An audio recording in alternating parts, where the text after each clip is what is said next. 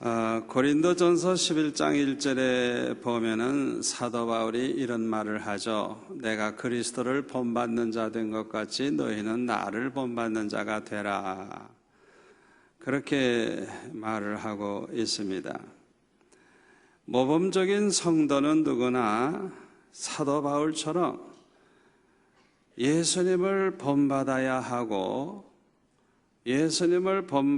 하고 모든 성도들이 본받을 수 있는 양무리의 본이 되어야 되는 거예요.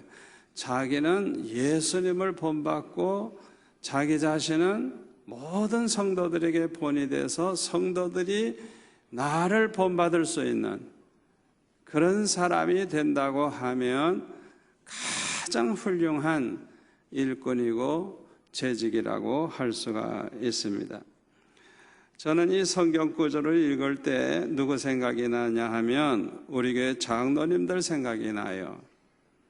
참 우리 교회 장로님들 보면은 주님을 본받아 점점 더 주님의 모습을 닮아가고 또 성도들에게 본이 돼서 한 4,000명 정도 되는 재직들이 우리 장로님들만 쳐다봐도 은혜가 되고 장로님들만 봐도 이 재직들이 자세가 달라지고 변화가 되고 무슨 재직회 모여서 무슨 말하지 않아도 알아서 척척 모든 걸 해나가고 참 얼마나 감사한지 너무나도 감사하지 아니할 수가 없습니다. 그런데 오늘 본문에 보니까 베드로 사도는 1절에 보면 너희 중 장로들에게 권하노니 나는 함께 장로된 자요 그리스도의 고난의 증인이요 나타날 영광에 참여할 자니라 그랬어요.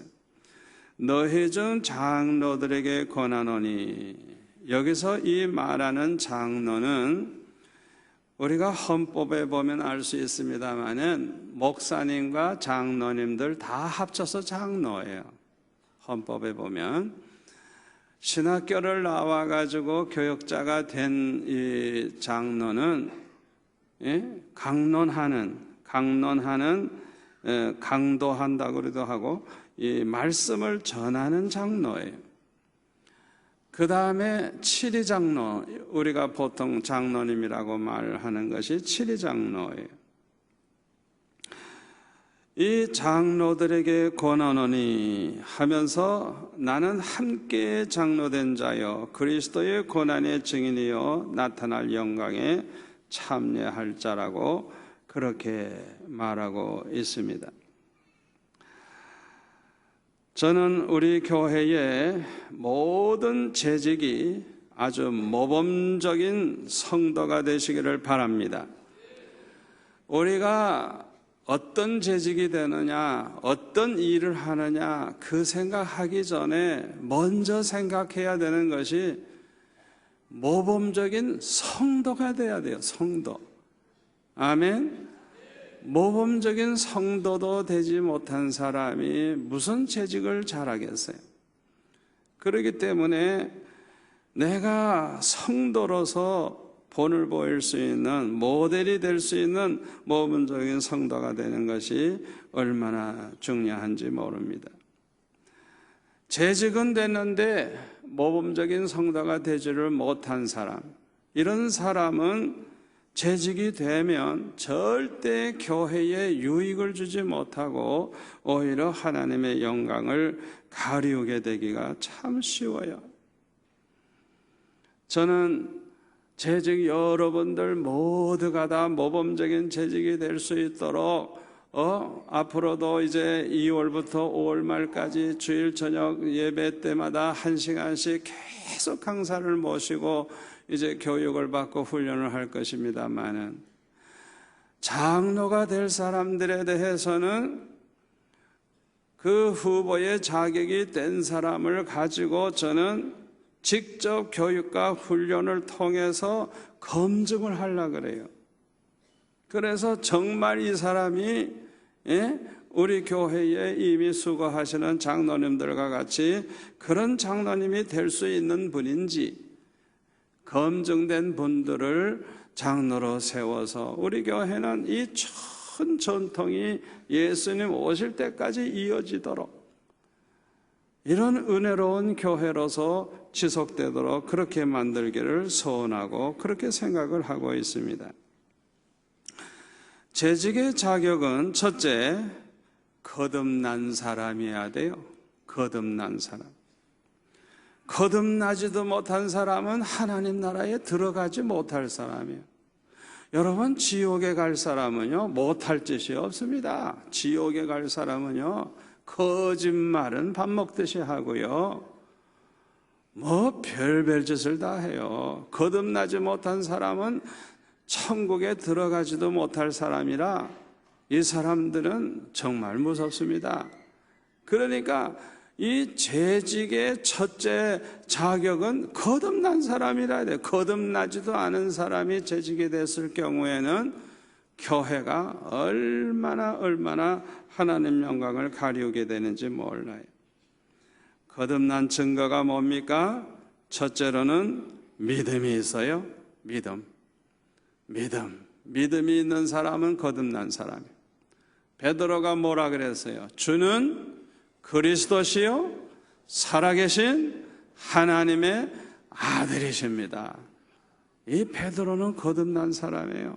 거듭난 자가 아니면 이런 믿음을 가지고 이런 고백을 할 수가 없어요. 예수님은 하나님의 아들이십니다. 십자가에 못 박혀 죽으심으로 우리의 모든 죄를 대속해 주신 분입니다. 사흘 만에 부활하시고 다시 승천하셔서 지금은 하나님 우편에 앉아 계시지만은 머지않아 이제 다시 재림하셔서 죄인들을 다 심판하시고 성도들을 모아서 영원히 천국에서 함께 영생복락을 누리게 하신다는 것을 믿는 믿음이 있어야 합니다. 이렇게 믿음이 있는 사람, 거듭난 사람은요, 반드시 회개를 합니다. 그리고 회개에 합당한 열매가 나타나요. 여러분 스스로 생각해 보세요.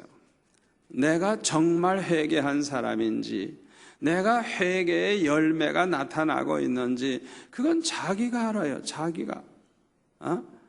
자기가 거듭나기 이전과 이후가 얼마나 달라졌느냐, 거듭나기 이전에 행하던 짓 하나하나 회개하면서 달라지는 걸 자기가 알죠. 하나님도 아시지만은 자기가 알아요. 또 이렇게 믿음이 있는 사람, 거듭난 사람은 주님을 사랑합니다. 교회를 사랑합니다. 아멘. 거듭난 사람들은요, 가치관이 달라요. 과거에는 자기밖에 모르고 세상만 좋아하고 세상만 그저 바라보고 살았는데 사람이 달라졌어요. 교회를 아주 귀하게 여기고 하나님의 일을 소중하게 여기고, 옛날에는 그냥 놀러 다니는 거 더 좋아하고 세상 친구 좋아했는데 이제는 그런 거 다 하나하나 다 끊어지고 점점 교회 생활이 즐거워지고 사랑방 모임이 즐거워지고. 제가 며칠 전에도 아주 유명한 음식점을 하고 계신 우리 지사님을 만났는데 얼굴이 천사 같아. 얼굴이 천사같이, 옛날에는 좀 시커맸는데 얼굴이 지금은 천사같이 빛이 나요. 그런데 그분이 저한테 간증을 하는데, 목사님, 옛날 세상 친구는 이제는 다 끊어졌어요.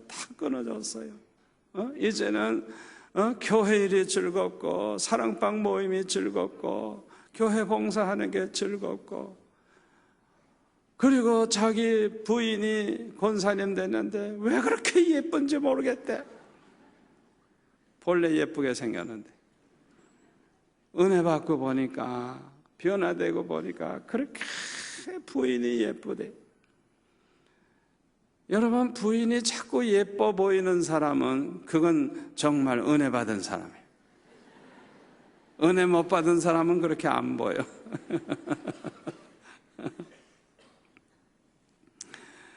거듭난 사람은 교회를 사랑합니다. 주님을 사랑합니다.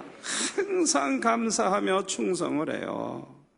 그리고 거듭난 사람들은요, 성경의 말씀이 곧 하나님의 말씀이요 진리의 말씀이라는 걸 믿습니다.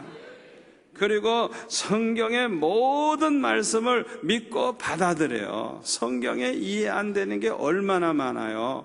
그러나 하나님이 계시고 그 하나님이 전지전능하시고 그 하나님이 절대주권을 가지신 분이라는 확신이 있기 때문에 이해가 되는 거예요. 가능하다는 걸 믿는 거예요. 성경의 어떤 기적과 표적도 능히 가능하다는 게 믿어지는 거예요. 아멘. 그래서 성경에 어떤 것도 다 받아들여지는 거예요. 이건 거듭난 사람이에요. 거듭나지 않으면 이렇게 될 수가 없어요. 그뿐만 아니라 거듭난 사람은 점점 예수님의 형상을 닮아가게 돼요. 하나님의 형상을 닮아가게 돼요. 빛 대신 하나님의 자녀로서 빛의 열매가 나타나기 시작해요. 옛날에는 악한 사람이 점점 착해져 가지고 옛날 같으면 그냥 원수를 잡아먹으려고 하는데 어떻게 그렇게 참는지, 그를 용서하고 오히려 그를 불쌍히 여기고 그를 위해 축복 기도하고 그가 회개하고 돌아오기를 그렇게 기도하고, 이야, 이건 천사야, 천사. 그렇게 변화되는 걸 볼 수가 있어요. 불의한 짓을 하던 사람이 다 불의한 걸 끊어버리고 의롭게 살고, 옛날에는 거짓된 삶을 살고 거짓말 잘하던 사람이 아주 진실해지고 정직해지고, 사업을 해도 돈 옛날에는 돈 버는 데만 정신이 없었는데 이제는 정직하게 세금을 내고 정직하게 사업을 하네. 돈을 적게 벌어도 하나님 앞에 정직하게 살려고 그래요.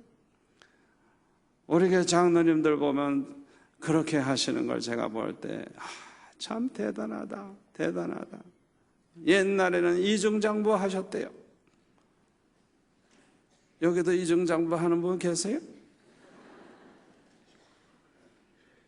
우리 예수 믿는 사람은 손해를 봐도, 좀 수입이 좀 적어져도 정직하게 세금을 내서, 예수 믿는 사람이라면 아예 보증수표 그냥 다 세상에 믿을 수 있는 그런 성도가 된다고 하면 이 나라가 복음화될 줄 믿습니다. 두 번째 재직의 자격은 성령과 지혜가 충만하여 칭찬 듣는 사람이어야 합니다. 성령 충만해야 돼요. 성령 충만해야 마귀를 이기고 거룩하게 살 수가 있어요. 성령 충만해야 말씀대로 살 수가 있어요.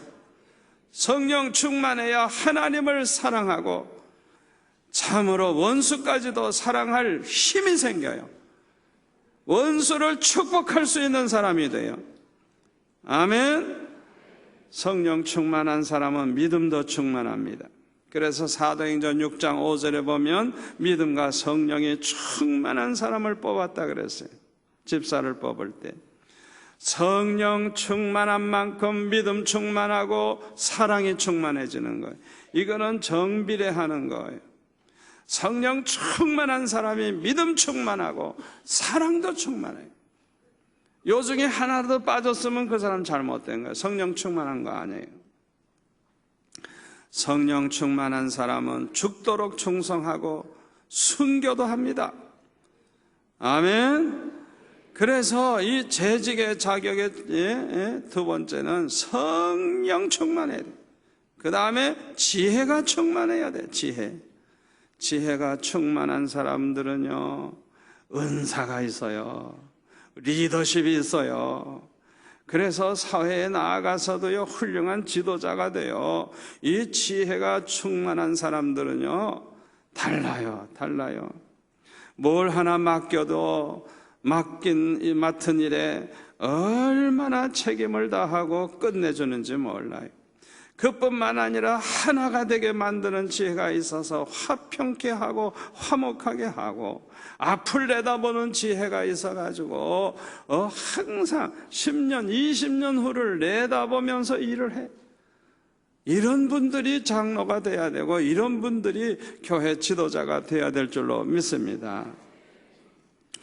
그런데요, 하나님이 주신 지혜와 마귀의 지혜가 다릅니다. 하나님의 지혜는 사랑이 있습니다. 그러므로 하나님이 주신 지혜가 있는 사람은 그 지혜를 가지고 교회를 유익하게 하고 많은 사람에게 유익을 줍니다. 그뿐만 아니라 하나님이 주신 지혜는 생명이 있습니다. 사람을 살립니다. 교회를 살립니다. 가정을 살립니다. 아멘. 생명이 있어요. 마귀의 지혜는 나 살겠다고 남을 죽여요. 그냥 사탄의 지혜하고 근본적으로 달라요. 그 다음에 칭찬 듣는 사람이어야 된다 그랬어요. 주님의 형상을 닮은 사람들 칭찬 듣죠. 착하고 의롭고 진실한 사람들 칭찬 듣죠. 본이 되는 사람, 범사에 본이 되는 사람들이 칭찬을 들어요. 가정 생활에도 본이 되고 직장 생활에도 본이 되고 사회 생활에 본이 되고 교회 생활에 본이 되고 기도 생활에 본이 되고. 저는 우리 교회 장로님들 가만히 보면 아이고 고생 꽤나 하신다. 얼마나 수고를 많이 하시는지. 참 그분들이 은혜 받아가지고 하시니 하지 억지로 한다고 하면 다 병들어 죽어요. 병들어 죽어. 여러분 생각해 보세요. 여러분들은 그냥 예배 드리기 바쁘고 그것만 해도 바쁘고 그런데 우리 장로님들은 그냥 교회 모든 생활에 십자가를 질 뿐만 아니라 주일날마다 이 바쁜 스케줄 가운데서도 당회실에 모이면 쓸데없는 얘기하고 그렇게 시간 보내는 장로님 한 번도 없어요. 모이면 찬양하고 모이면 1시간씩 교회를 위해 기도하고 저를 위해서 어떻게 기도를 하시는지 책상에 보니까 우리 애들 이름까지 다 써놓고 그냥 그렇게 기도해 주시고 서로 사랑합니다. 안아주고. 여러분 지구상에 그런 교회 수영록교회밖에 없어요. 알아보세요. 어디 그런 교회 있나? 여러분 이런 교회는 지구상에 아직 둘도 없어요. 제가 그렇게 하라고 말씀드린 적도 없고 부탁한 적 없어요. 장로님들 스스로 그렇게 하시는 거예요. 스스로. 아멘. 여러분 그렇게 바쁜 중에도 그렇게 기도하시고 그렇게 본을 보이시고 인간적으로 보면 얼마나 피곤하실까, 얼마나 힘드실까. 억지로 한다고 하면 감당할 수 없을 거예요. 은혜 가운데 하시고 기쁨으로 하시다가 보니까 그렇게 그 어려운 많은 일들을 감당하시는 거 볼 때 얼마나 감사한지 모르겠어요. 앞으로 우리 교회 이제 장로님들도 좀 더 뽑아야 되겠는데 우리 장로님들과 비슷한 사람들 중에 고르려 그래요. 비슷하게 사는 사람 누군가?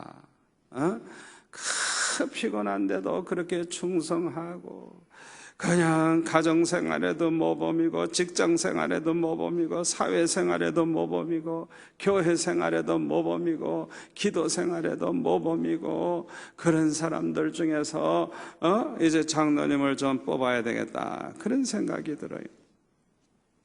그런데 오늘 본문에 보면 베드로가 장로님들에게 권면하는 말씀이 나오는데요. 첫째로는 그리스도의 고난의 증인이 되어야 된다 그랬어요.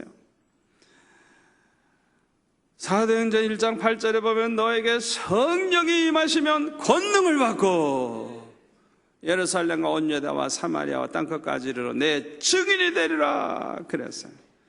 그리스도의 증인이 되리라. 그리스도의 고난의 증인, 다시 말하면 담대하게 목숨을 걸고 나아가서 십자가와 부활, 복음을 전하는 이런 전도자가 되어야 된다는 거예요.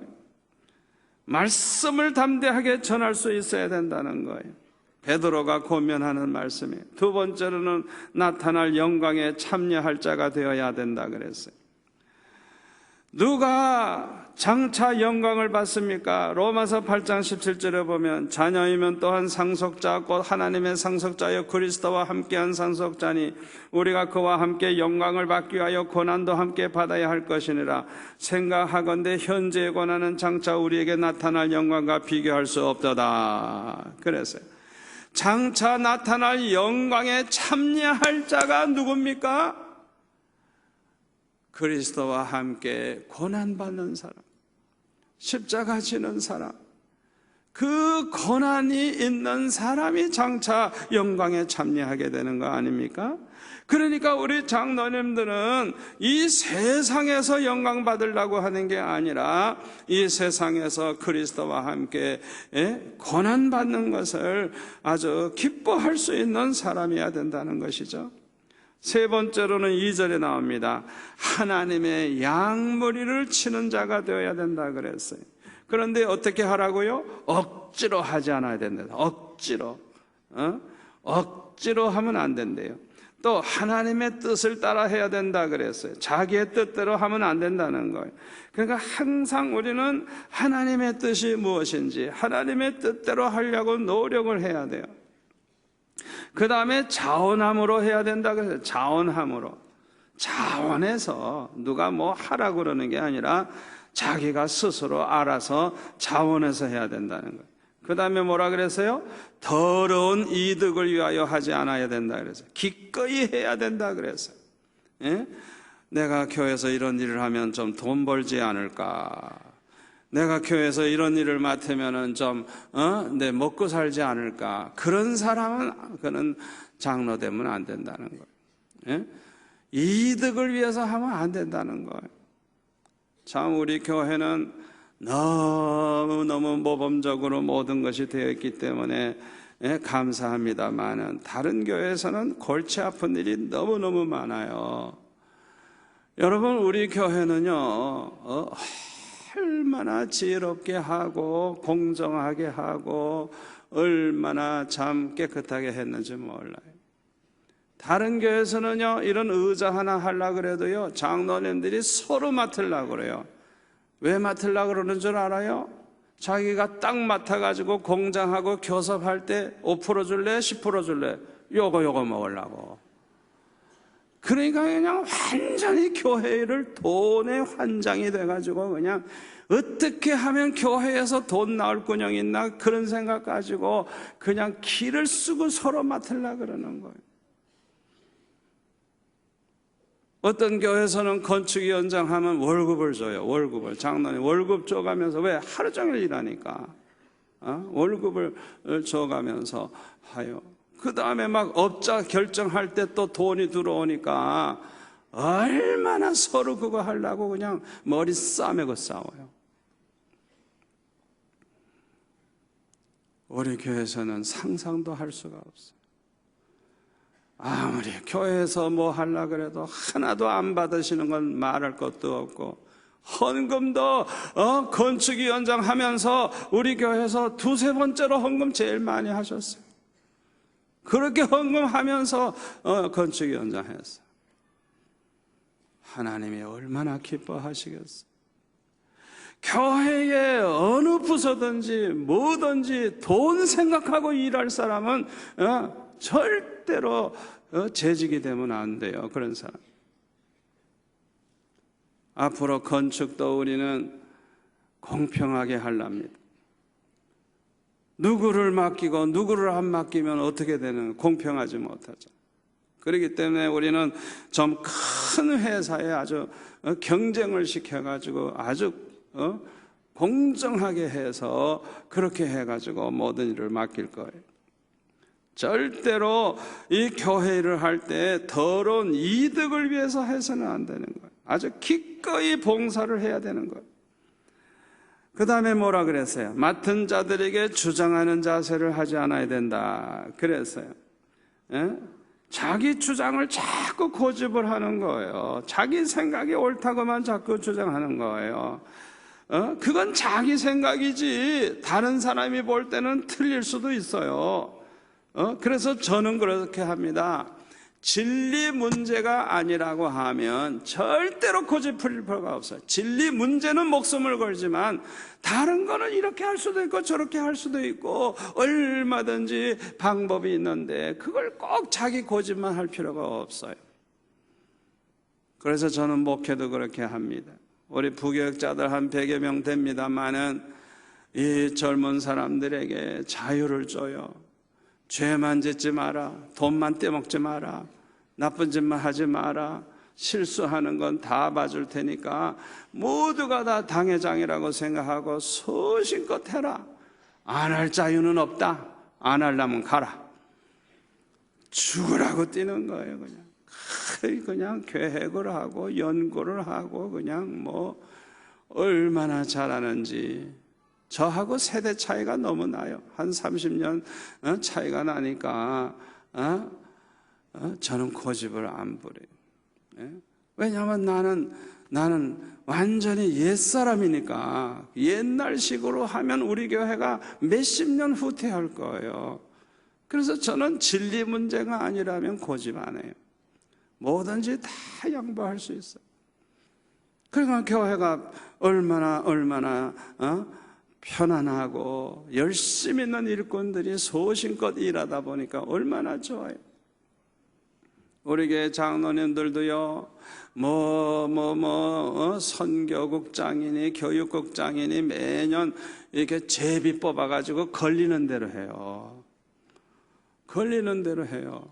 2년 이렇게 겹쳐지면은 그분만 이제 다시 뽑아가지고 다른 거 하고.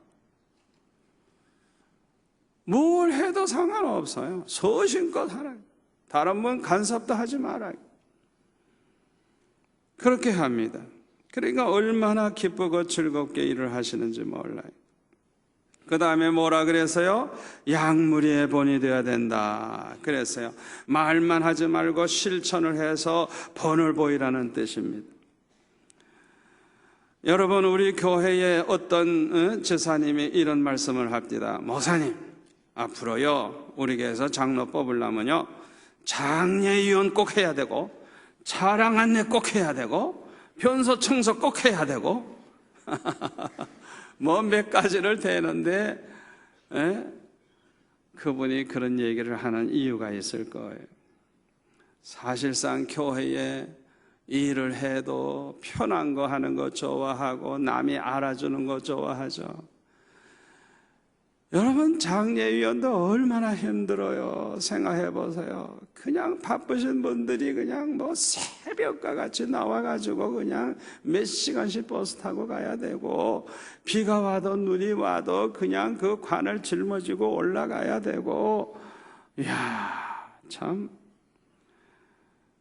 내가 하나님이라면 그냥 이 세상에서도 그냥 막 금면류관 씌워주고 싶어요. 천국에 가서도 상을 받을 줄 믿습니다. 또 우리 차량 안내하시는 분들, 더우나 추우나 비가 오나 눈이 오나, 참 그분들 제가 볼 때 보통 분들 아니에요. 우리 교회의 이 인원수를 봐가지고 차량 수를 보면요 적어도 150명, 200명의 차량 안내원이 있어야 유지가 됩니다. 그런데 지금 뭐 50명 내지 70명밖에 안 나와요. 왜? 힘드니까. 그래서 어떤 분은 그런 주장해요. 차량 안내 안 한 사람은 장로시키지 말라고.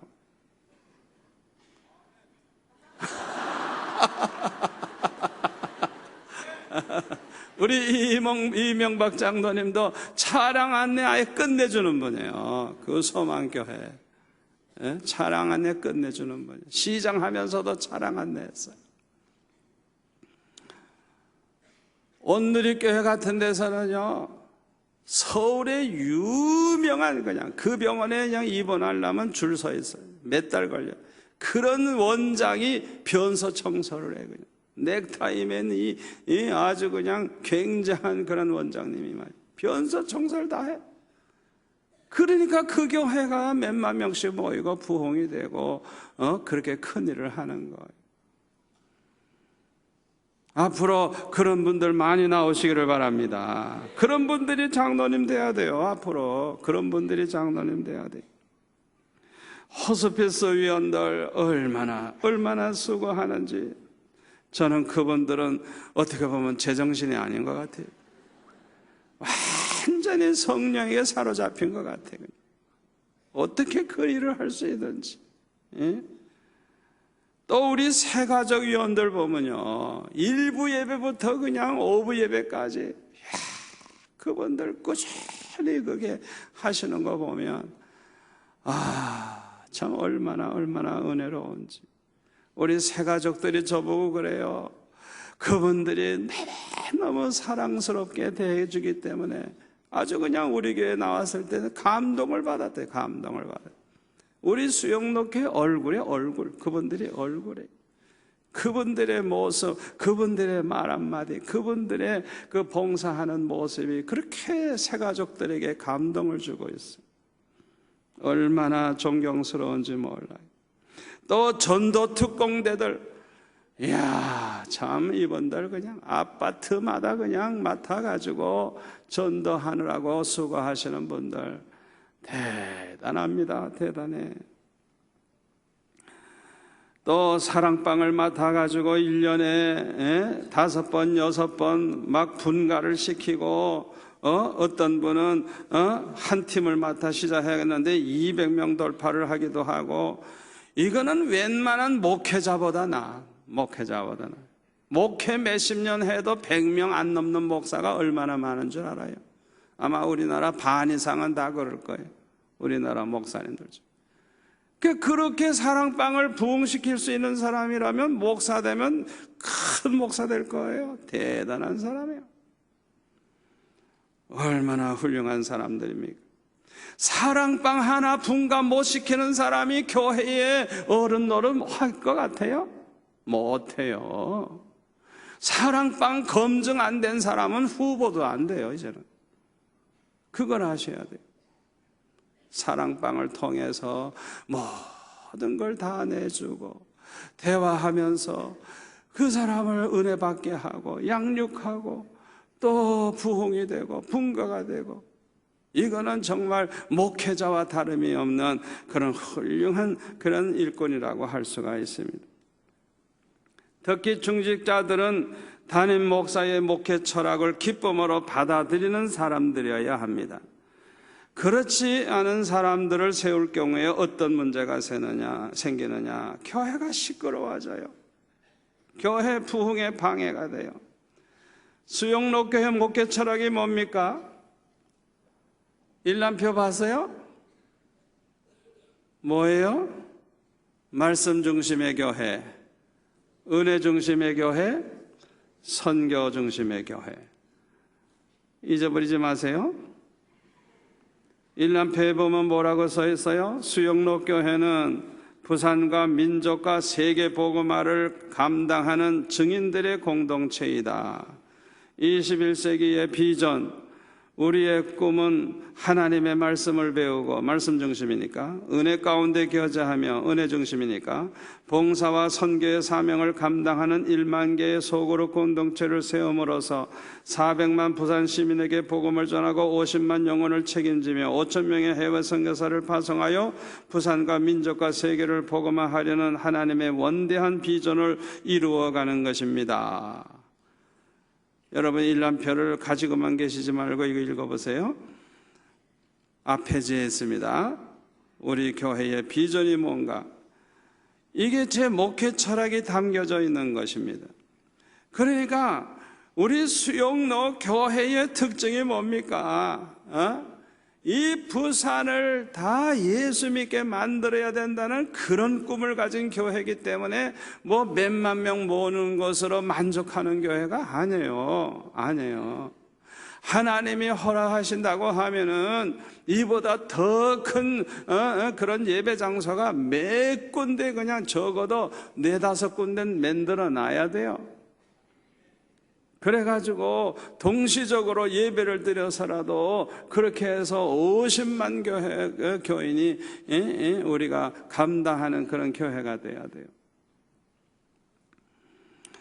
저는 그렇게 참 큰 일을 하고도 싶어서 생각을 하고 하나님 인도하심을 기다립니다마는 이 부산 성시아를 위해서는 어떻게 하면 이 작은 교회들을 부흥시킬 수 있을까?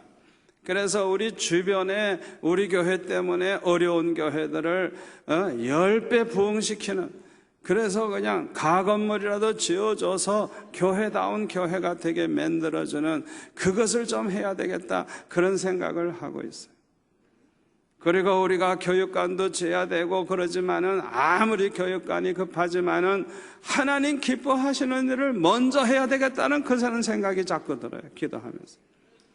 그래서 하나님이 이제 허락하시면 우리 소년 소녀 가장 애들 데려다가 가해 공부도 시키고, 가난한 부부들 다 직장 생활했는데 애들을 맡길 데가 없는 사람들 애들도 맡아주고, 그 다음에 학사, 시골 교회 교역자들이 이 부산에 대학교 보냈는데 얼마나 돈이 많이 듭니까? 그래서 숙식을 제공하는 학사를 마련해주고 이런 거 하려고 그래요. 제가 그런 걸 하려고 생각만 해도 하나님이 그냥 얼마나 기뻐하시는지 막 안겨주시려고 그래요. 지금 내가 근데 받으려고 했는데 힘이 모자라서 쩔쩔매요 지금. 제가 감당만 할 수 있다면 얼마든지 주시겠대요. 아멘. 여러분 학사하면 거기 와서 애들 밥해 줄 사람 손들어요. 감사합니다. 밥해 줄 사람 손들어서 이제 걱정할 것 없네. 또 우리 대학부 학생들은 그 소년 소녀 가장 애들 한 과목씩 이렇게 시간 나는 대로 이렇게 맡아서 좀 가르쳐 주고, 또 그 가난한 부부들 직장에 다 나가서 애들 맡기고 가면 돌봐줄 사람 손들어 보세요. 왜 자꾸 여기만 두나? 다른 데는 안 돼. 다른 데는 손이 없나? 하여튼 여러분들이 하나님 기뻐하시는 일을 우리가 해야 돼요. 아멘. 그래서 이 부산에서 정말 안 믿는 사람들이 다 수영로교회 같으면 좋겠다, 수영로교회 같으면 나도 예수 믿겠다, 이런 말이 돌면 이 부산 복음화가 될 줄로 믿습니다. 교회의 사명은 모든 족속에게 복음을 전해서 이 세상을 그리스도의 나라가 되게 하는 것이 교회의 사명이에요. 그래서 사회사업도 하고 구제도 하고 소년 소녀 가장도 돕고 독거노인 장애인들 돕고 극빈 가정 돕고 또 이 가난한 학생들 대학교 합격해도 입학금 못 내는 사람들 내주고, 이런 것도 우리가 해야 되는데 이 모든 것은 오직 하나를 향해서 하는 겁니다. 뭐냐? 복음을 전해가지고 이 땅에 그리스도의 나라를 세우는 겁니다. 요거 뭐가 우선순위인지 분명히 아셔야 돼요. 그런데 복음 전하는 일은 안 하고 교회 부흥시키는 일은 안 하고 사회사업만 하려고 그러면 그건 교회가 아니에요. 그거는 그냥 사회사업 기관으로 가야 되는 거예요. 교회의 생명은 어디에 있느냐? 주님의 명령에 순종해서 모든 족속으로 제자를 삼아 말씀을 가르쳐 지키게 하고 이 세상을 그리스도의 나라가 되게 하는 거예요. 이 사명을 다 하려고 하면 열심히 전도해야 됩니다. 그래서 불신자를 신자로 만들어야 돼요. 두 번째로는 양육해야 됩니다. 양육을 해야 돼요. 믿음의 사람으로 말씀과 기도로 은혜를 충만하게 받아가지고 믿음의 사람이 되도록 양육을 해야 돼요. 하나님을 사랑하는 믿음의 사람, 하나님의 형상을 닮은 믿음의 사람으로 양육을 해야 돼요. 세 번째로는 헌신해야 됩니다. 시간과 물질과 몸과 목숨까지 바쳐서 헌신을 해야 돼요. 우리 모든 재직은 바로 헌신자들입니다. 아멘. 이번에 서리 집사로 임명받으시는 분들, 아예 시작부터 아예 참 끝내주는 아주 모델이 되시기를 바랍니다. 시작부터 아주 모범적인 재직이 되어주세요. 그래가지고 여러분들이 가장 훌륭한 그런 재직이 돼서 우리 수영로교회의 이 좋은 전통, 은혜로운 전통, 세계교회가 바라보고 연구하는 교회가 된 이 교회, 주님 오시는 그날까지 점점 더 아름답게 성장하고 더 아름답게 부흥되기를 소원합니다. 기도하겠습니다. 아버지 하나님 감사합니다. 오늘 온종일 우리 성도들이 이렇게 하나님 앞에 나와 예배하고 봉사하고 수고하는 중에 오늘 저녁에 또한 재직 세미나로 은혜 받게 하여 주시오니 감사합니다. 오늘 주신 말씀 마음에 잘 새겨서 우리 모두가 다 헌신자가 되게 하옵소서, 일꾼 되게 하옵소서, 하나님의 마음을 시원케 하는 자가 되게 하여 주옵소서. 아버지 마음껏 주의를 할 수 있도록 건강 주시고 물질의 복을 백배나 더하여 주옵소서. 세상에 나아가서도 머리가 되게 하여 주옵소서. 가정을 축복하시고 자녀들을 축복하시고 손으로 하는 모든 일에 축복하여 주옵소서. 예수님의 이름으로 기도합나이다. 아멘.